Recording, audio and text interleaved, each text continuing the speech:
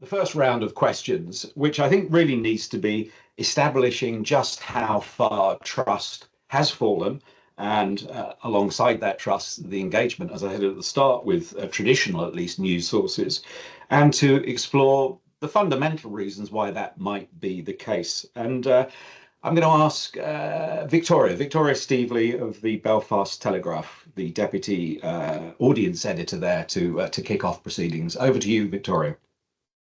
Thanks, Richard.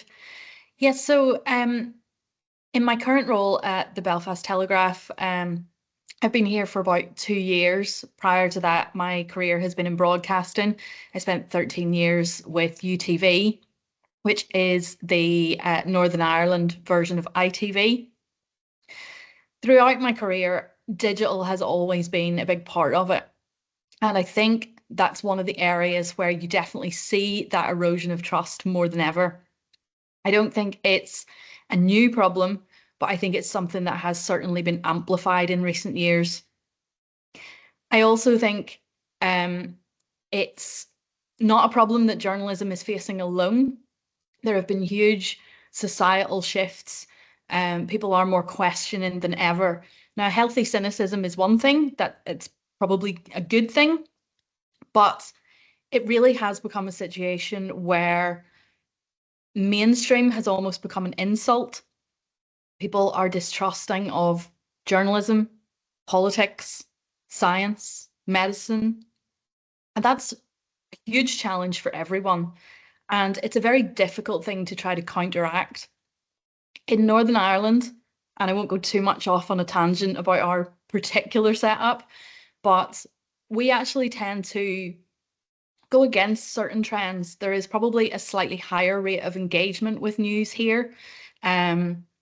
News has been heavily entrenched in day-to-day life here.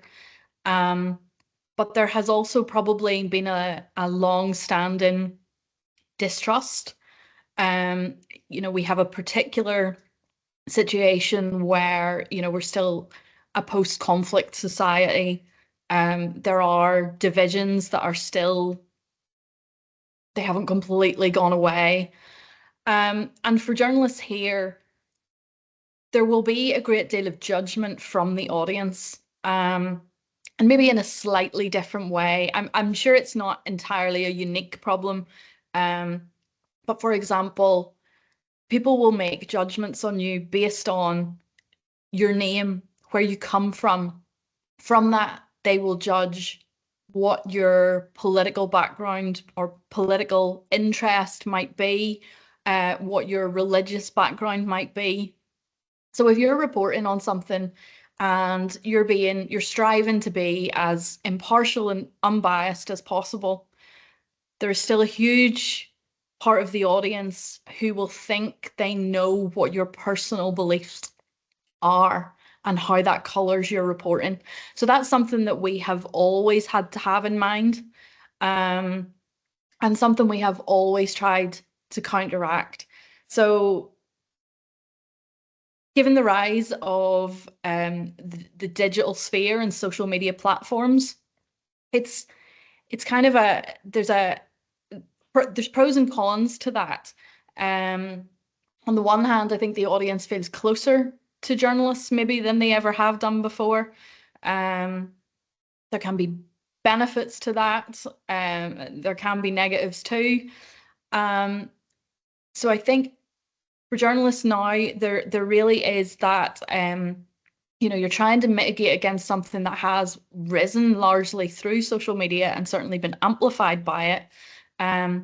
But you can also use that to your advantage to try to regain trust, to be open and transparent with people. And I think that's going to be key. Sorry to interrupt there, Victoria. We'll come back to how perhaps digital can be the solution to the problem that it has perhaps worsened, as you suggest. But let me move on now, with your permission, Victoria, to Daniel for his initial take on this. The question really, how far has trust fallen? How far has engagement fallen, and what you think, Daniel, from your perspective in Germany, the reasons behind that worsening of trust and engagement, where that comes from? Yeah, hello everybody. I would say the most discussed topic in Germany right now is the nearness between politicians and journalists. I don't know. So a lot of people say journalism in Germany is not independent anymore. They go as far as that, I would say.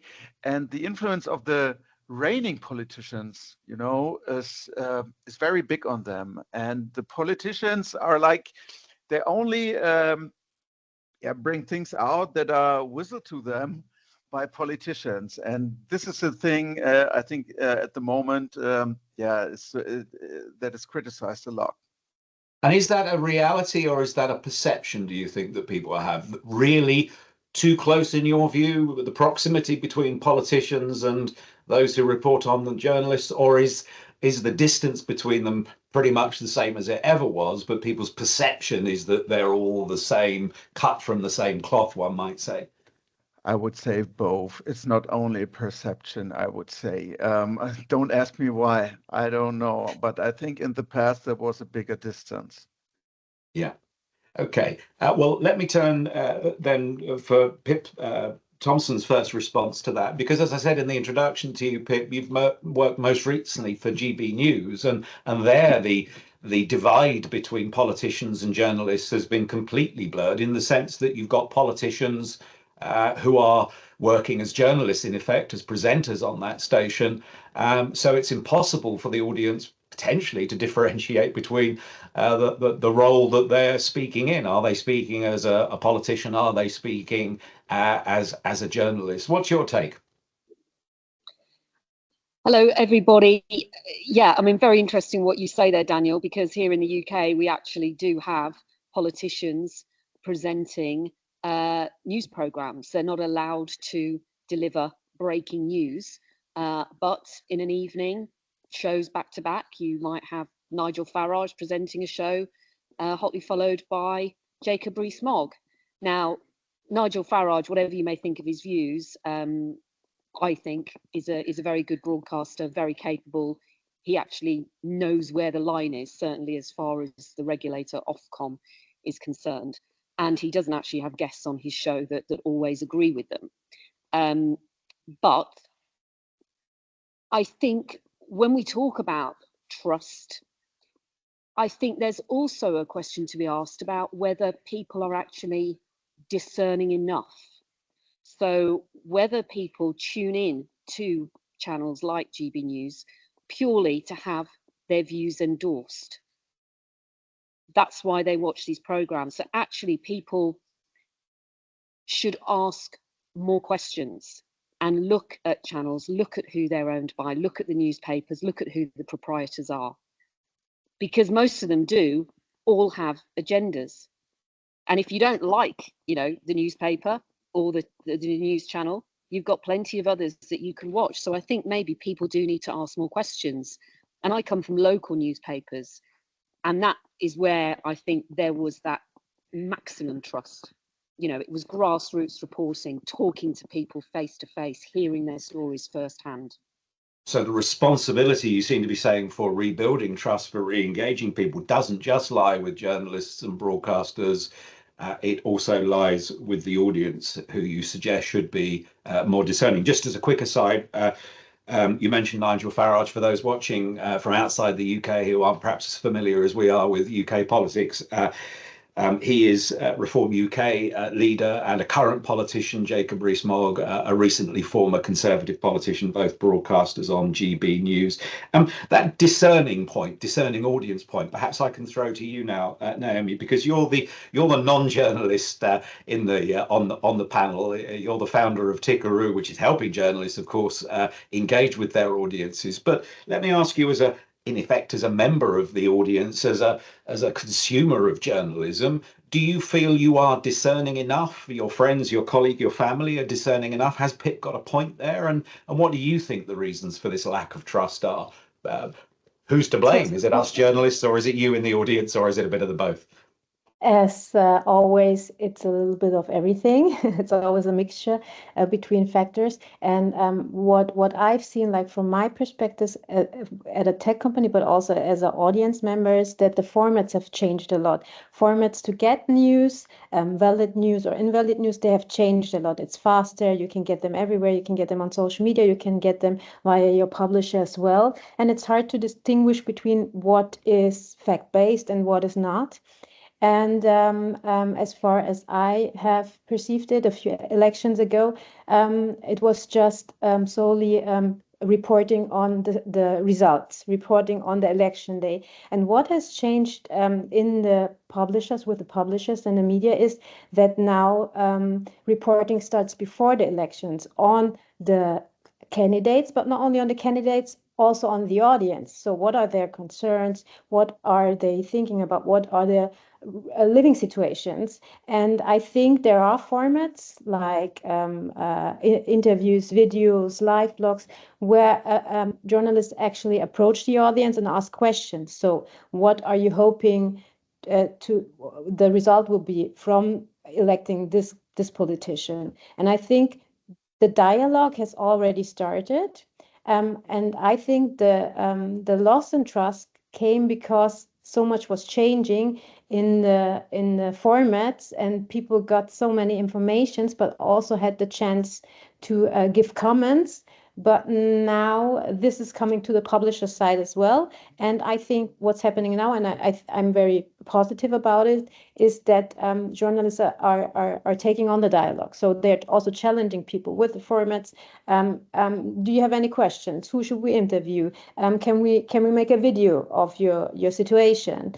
And I think that's a really important point that has started, I don't know, like maybe 2 years ago, and it's that we have seen with publishers we have been working with in Germany, Europe, and I think this is a trend that's ongoing. And also people talk about the audience first approach, and I think that can also help to regain this trust.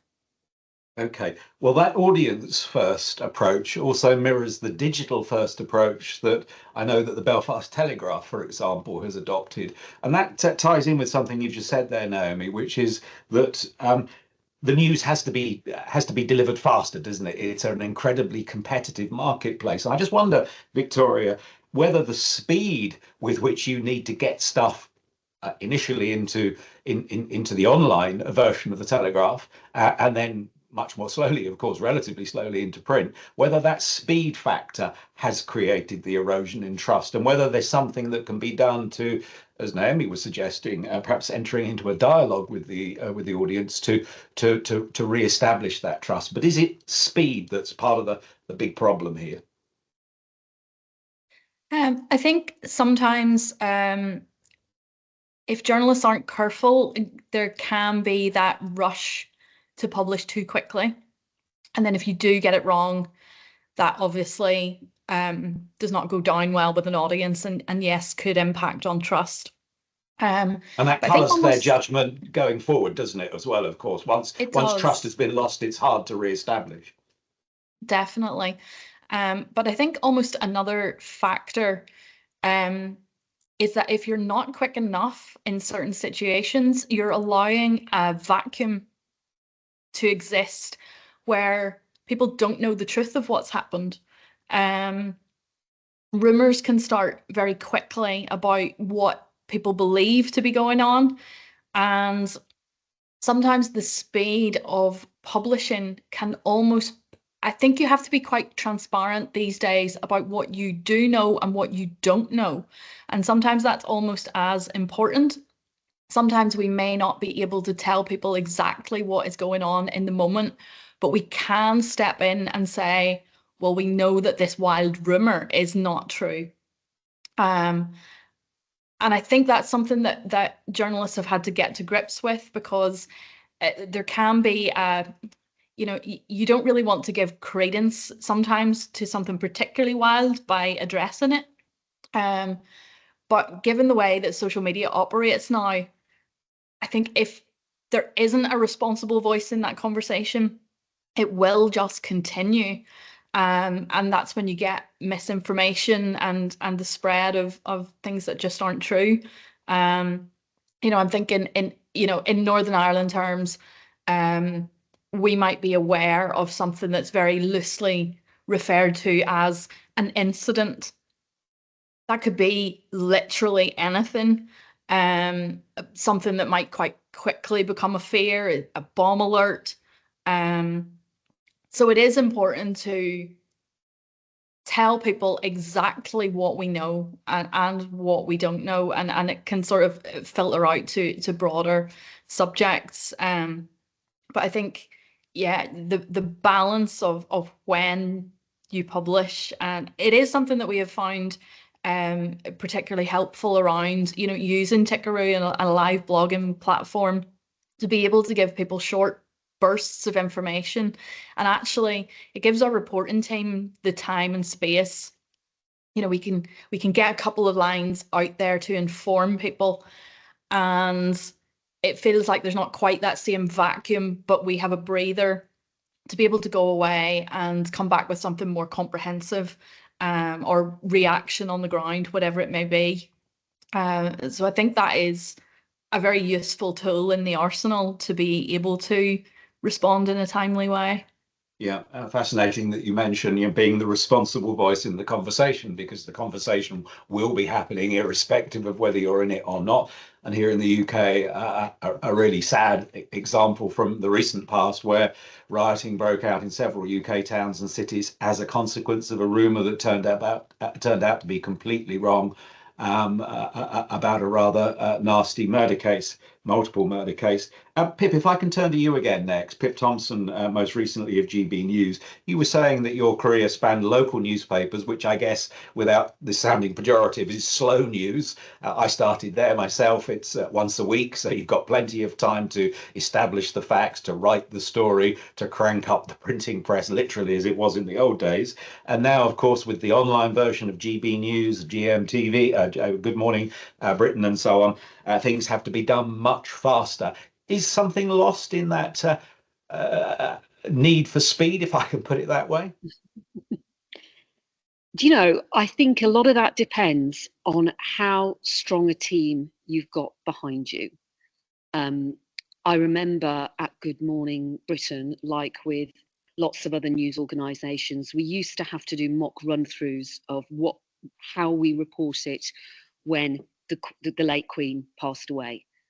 And we were always told, because there's this temptation, isn't there, we have to be the channel that delivers that breaking news first. We have to beat the BBC, yada, yada, yada. In reality, we were told it is much more important to get it right than to get it first. Because if you get it wrong on a day like that, when the whole country is in mourning, that's what you're going to be remembered for. And that could, really destroy your programme. And I've never forgotten that. So wherever I've worked since, you have to have that strong team behind you who know that they have got to check facts. They can't just believe what they see pops up on CNN. Daniel, I guess for you, your clients as a press agency, you're providing news, you're providing copy to the outlets that are, if you like, directly in touch with the wider public audience. They expect you to deliver stuff quickly. Your reputation, your business, I guess, is based on that to an extent. I wonder how you have experienced that increase in the pace of journalism in the recent past.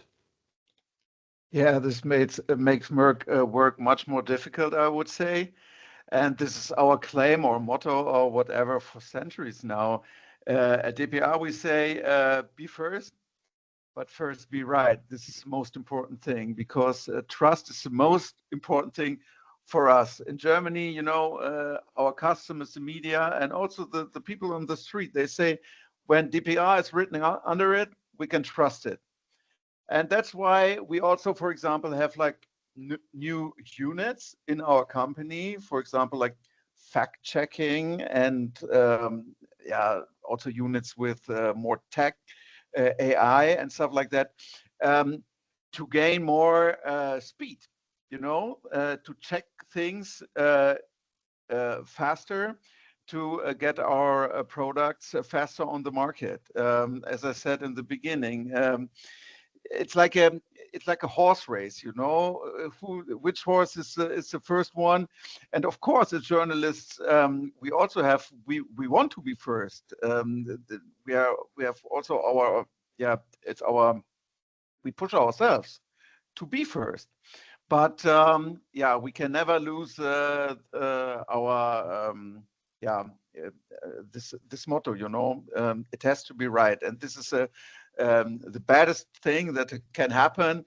That we have news, DPA news, who are wrong, and this is always something that has to discuss in the aftermath. Yeah, you were saying in your opening response, Daniel, that people had blurred the line between journalists and politicians. I think I paraphrased for you, but cut from the same cloth, I think I said.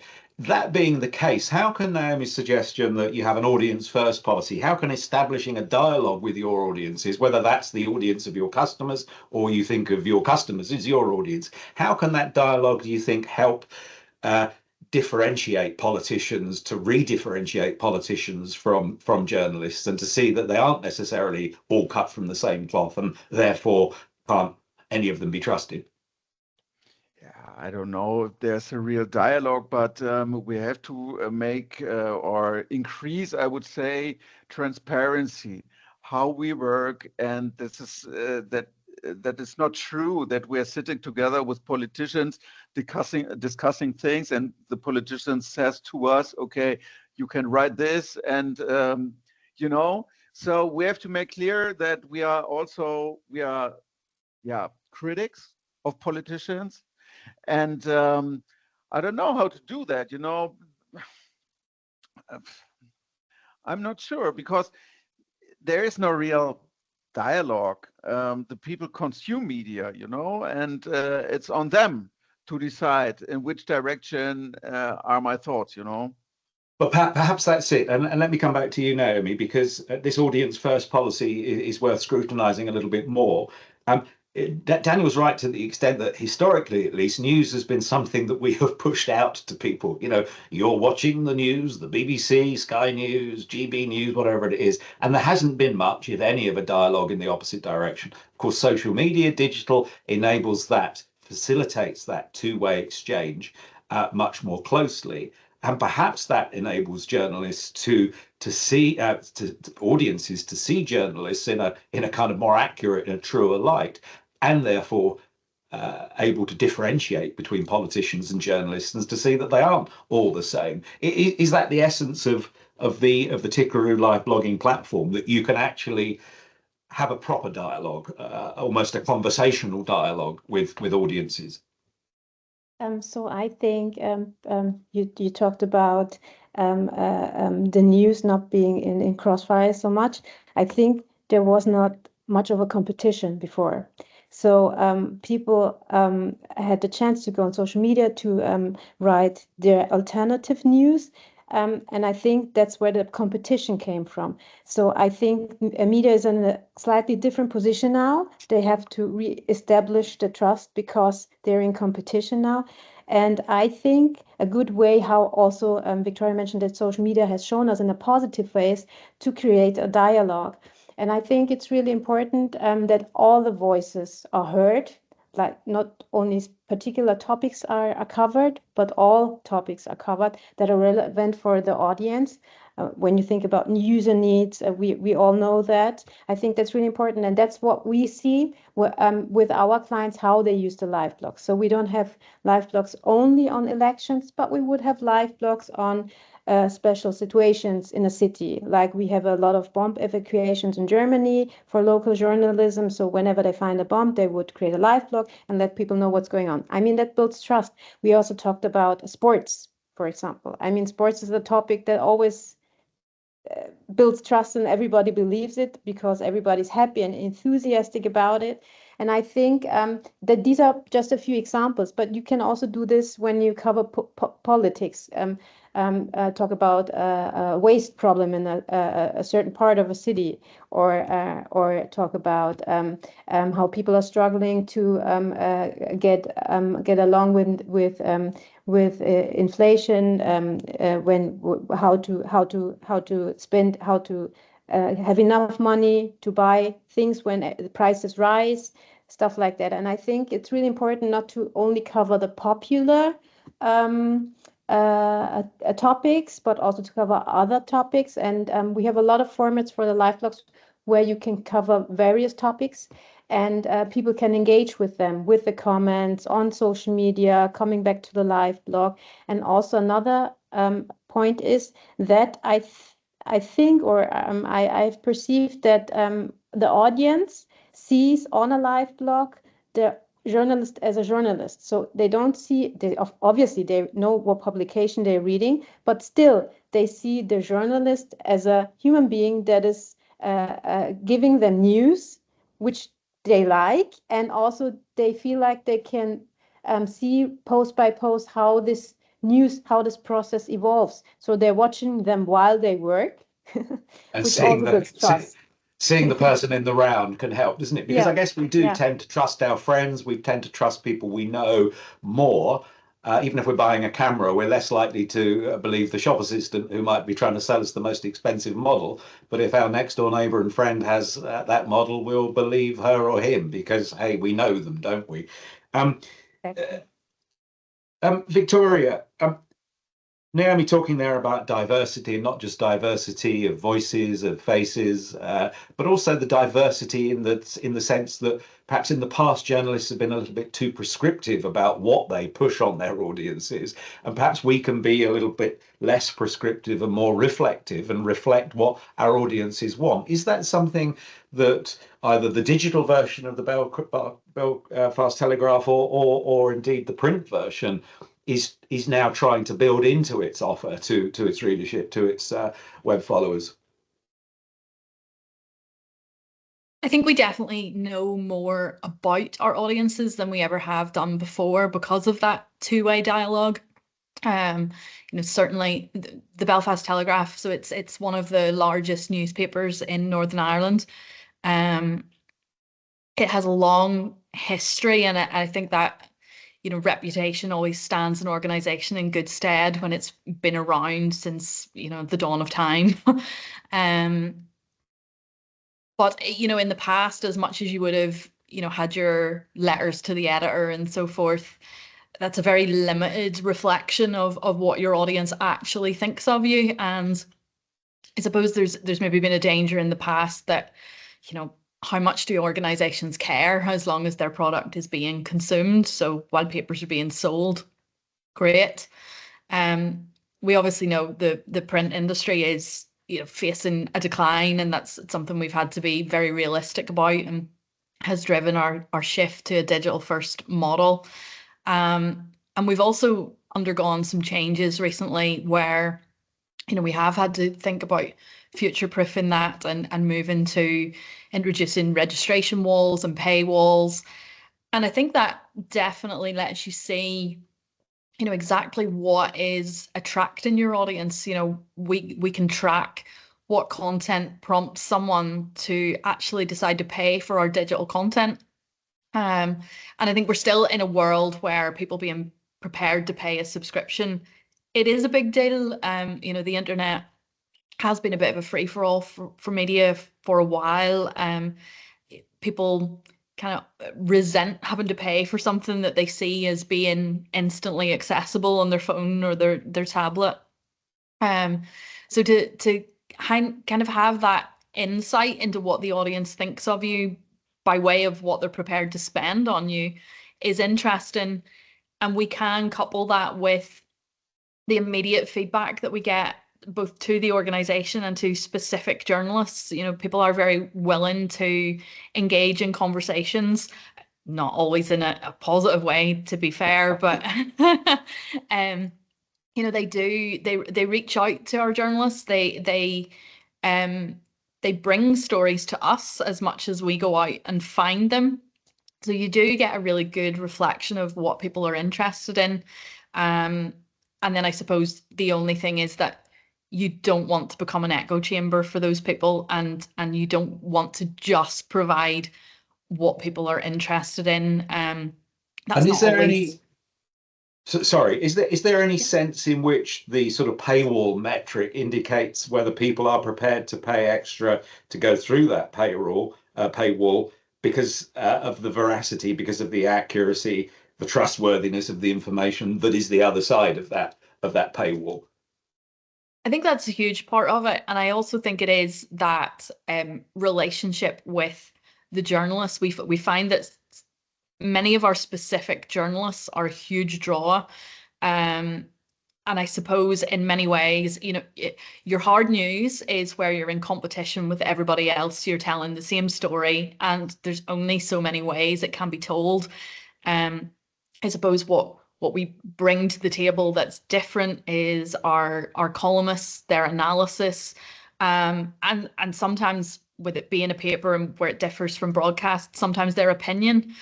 And that really does seem to be a big draw for people. And similarly, you know, as was mentioned in a live blogging environment, it's that combination of, and it's obviously not every situation where this would be appropriate, but we do see that the strongest live blogs are the ones that inject some humanity, some personality that keeps people engaged. And as Naomi said, it does make people see journalists as people rather than avatars. I think on social media that can be a huge problem, where you're just reduced to an avatar and people think that they can speak to you in a way that they never would in real life. You know, there are people in, and people in other professions get it too. But you know, there are people who wade into conversations in social media, and they would never storm into someone's office, sit on the corner of their desk, and start giving out in quite the same way. Quite the anonymity that people feel is conferred on them from their social media account. It gives them somehow permission to be really mean-spirited, doesn't it? Pip Tomson, let me bring you in again here. Victoria just mentioned this sort of notion of personality, and Naomi before was saying that if we know a little bit more about journalists in the audience, perhaps we can make a better judgment on whether we trust them or not. How comfortable do you feel and you have been, as a personality journalist, people, you know, contacting you via social media because you're very available there, but by dint of having seen you on television? I mean, there is a good side to it, clearly, because it helps establish trust, but presumably there is also a downside to it, as Victoria was alluding to. People don't always want to be nice to you. Sometimes they want to be nasty to you. On the whole, I have to say, people have generally been lovely, but there are a few horrors out there as well. I mean, when I presented at GB News, the viewers' emails would make your eyes water at times. Luckily, I'm pretty thick-skinned, and I think, you don't know me, you know nothing about me apart from what you see on screen, you carry on. And I've got a very, you know, I've got great friends and family around me, and those are the people that I care about. But you could be talking about quite a serious subject, and a viewer's email would pop up, and you had instant access to them because you have laptops on your desk, so you're always looking at them. So it's not necessarily your production team that's filtering them and has edited them before you see them. You see the lot. And I would sit next to presenters who never looked at them, and sometimes, because they just made me laugh, I would look at all of them. And some could be vile. And I remember one day there was this woman who popped up, and she just said, "Pip, just to let you know, your hair looks absolutely horrific today. It needs a good cut." Yeah, and crazy. I thought, really? And I ended up actually just reading this email out on air. And I said, look, we're a channel for all views, big breadth of opinion. Come on the show and chat to me and sit next to me, and let's talk about how I should change my hair, shall we? Yeah. Never heard from her again. Putting the hair comment to one side because it was cruel and unnecessary, on balance, would you say that encouraging that audience interaction in real time, because of course it is in real time, back where you started in local news, you know, letters to the editor, there was a 7-day time delay between you writing the letter to the editor, normally in sort of turquoise ink, and, you know, it getting published. Now, as you say, it's available during the program almost as soon as the author has written it. On balance, back to the question, do you think it's a good thing that we are engaging audiences in real time in that way? Absolutely. Viewers love being name checked. They love that where the place where they live being read out. It means so much to them because then it feels like they are valued, and that keeps that relationship going between the program and the viewer. But I think what you have to do is, if you say, we want your views, let us know and we'll read them out, you have to make sure you do it, because people feel tremendously left down if you say that and then you only read out two opinions during the program. But again, you then have to be very, very careful, because those opinions that you read out, you've got to read out, you know, a varied selection of them. They can't all be five saying the same thing.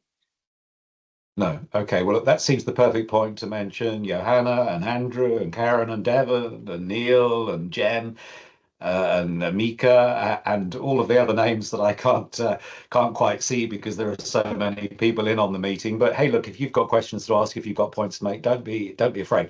Preferably not about my hair or Pip's hair for that matter. We can't see Pip's hair today thanks to a little technical blip, but you can see mine. So no comments about my hair. But anything else, questions to ask, by all means do stick them in the meeting chat, and we'll do our very best to engage this audience on the matter in hand today.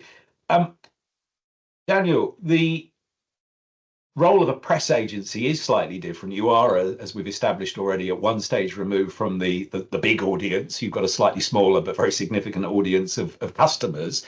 Are you hearing from them that they want copy that almost, if you like, encourages user interaction, reader, viewer, listener interaction? I think back to my early days of journalists. Sometimes we were asked to write stuff that was deliberately provocative in order to try to foster some kind of engagement with the audience. Still accurate, but deliberately provocative to get those turquoise letters to the editor and so on. No, this is definitely not the case. There are no customers who want stuff like that from us. News, not opinion, no influence. This is they do not want us to change. They want us to do it exactly like we did in the past. Okay.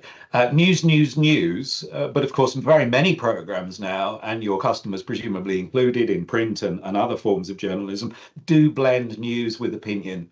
And I wonder whether, and this is a question for you, Naomi, first of all, whether it is difficult for us in the audience to actually differentiate, come back to that word again, between what is written definitely as news and what is actually somebody's opinion, and therefore may not be factually accurate. Do we make it clear enough, even perhaps, I don't know how you differentiate it on a Tickaroo live blog, but differentiating between someone's opinion, somebody's unverified eyewitness account, and the facts that have been established and hopefully verified with a second source? So I think, as Victoria mentioned, it's really important to be transparent. As a journalist, that is my opinion, and this is what I researched, or these are the facts that I researched and how I got them. Like, I think that's really important, but also from the audience side, what people are practicing is, even if they always look behind what's said. So they're more suspicious than they used to be before because of this competition I talked about. So I think even if you say that's my opinion and that's the fact, like also Daniel mentioned, some just won't believe it. That brings us back to the trust issue again. And but I think it's important for journalists to label that, to be authentic and to be transparent, and to say, okay, that's my opinion and that's the fact, so that audiences can regain this trust and can learn. And also on the live blog, what we see there is that sometimes people just write, okay, this is the situation, this is going on, it hasn't been confirmed, this is what I'm observing, please stay tuned. And 2 posts later, they can make a correction and say, okay, now I know what happened. It has been confirmed by the officials. This is what exactly happens. And I think this is something that the audience also appreciates. They appreciate it and say, okay, at least you're transparent, so I can trust you. Yeah, yeah. And that transparency may also include, Victoria, having the audience sort of see behind the scenes, to lift the veil on the business of journalism so that people understand how we go about reporting and how we try to establish the facts from our hopefully objective but never quite objective position. So that perhaps builds trust as well. Let me also ask a question of all of you so that you can ponder this while Victoria's answering my question around transparency and authenticity. Question from Jen. Do any of the speakers have any specific examples of election or political coverage that has helped to build audience engagement and trust? So ponder that question from Jen, whilst Victoria, transparency, seeing behind the scenes, seeing how journalists works, seeing under the bonnet, so to speak, really, rather than the sleek Jaguar roaring down the road of journalism.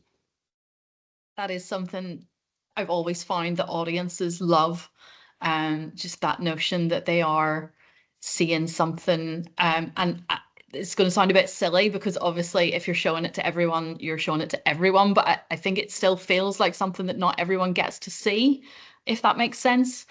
And it probably does help us as well, just in terms of being seen as humans doing the job.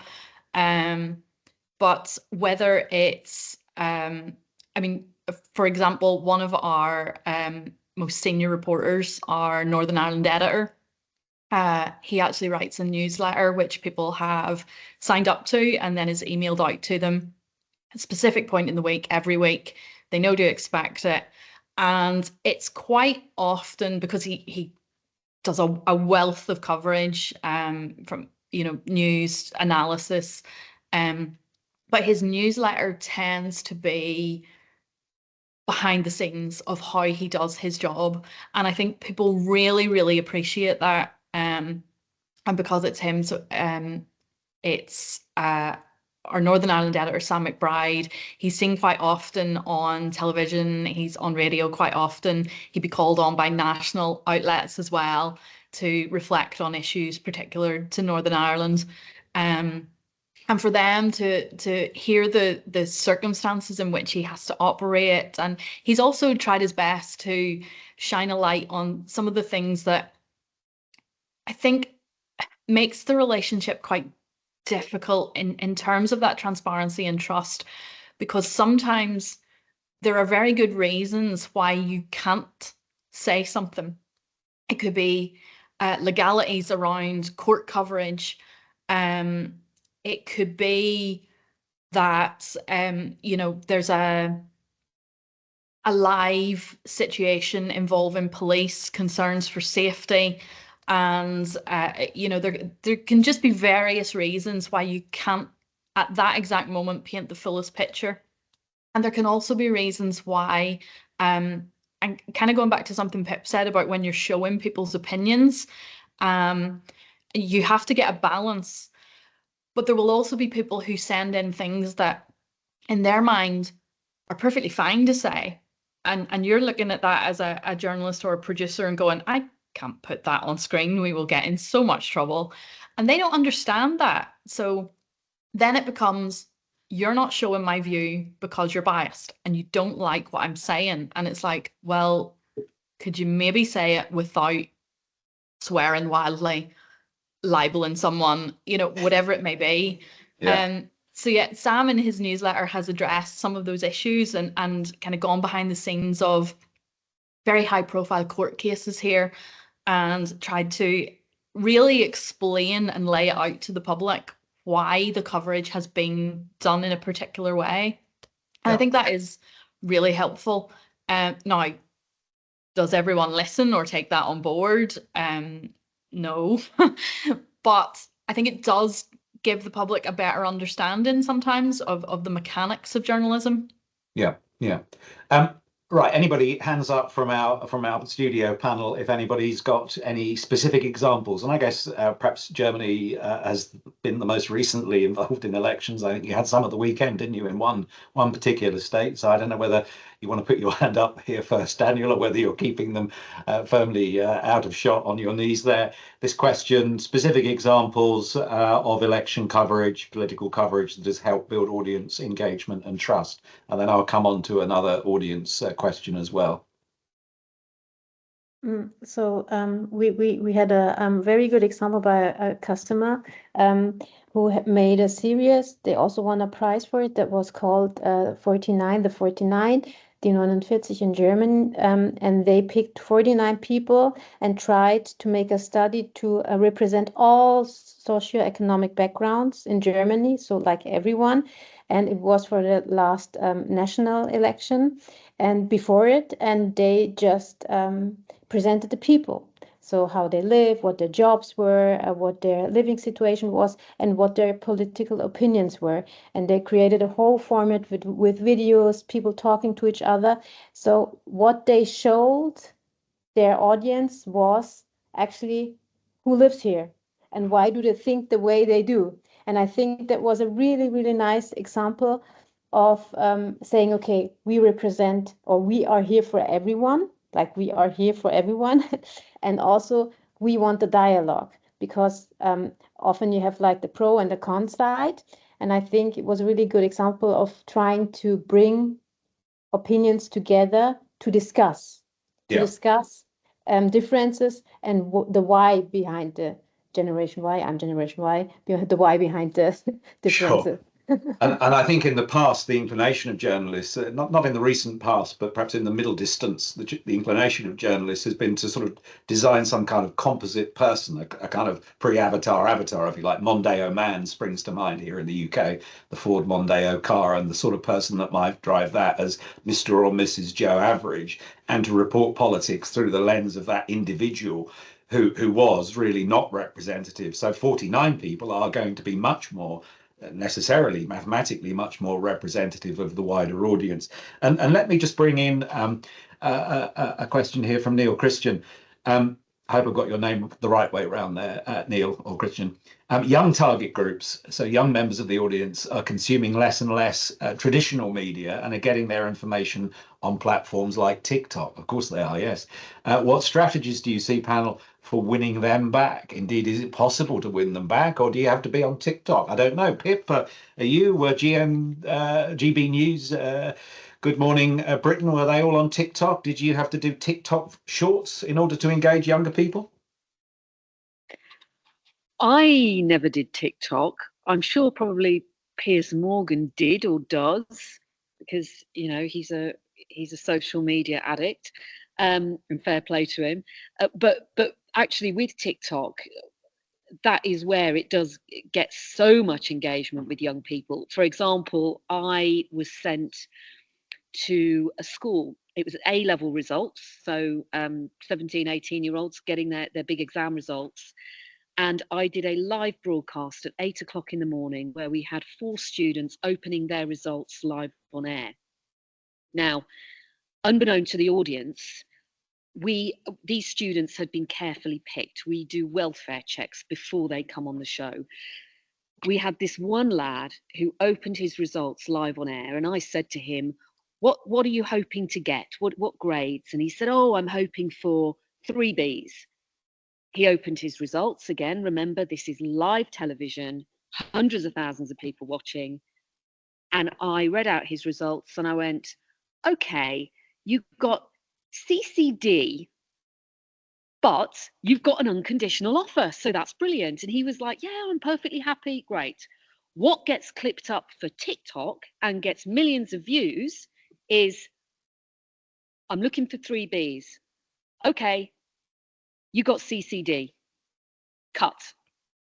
And then I became this demon, this awful woman all over TikTok who'd you know, almost killed this guy by getting him to open his results live on air. And I had my nieces messaging me. I had so many people contacting me, and I'm like, TikTok?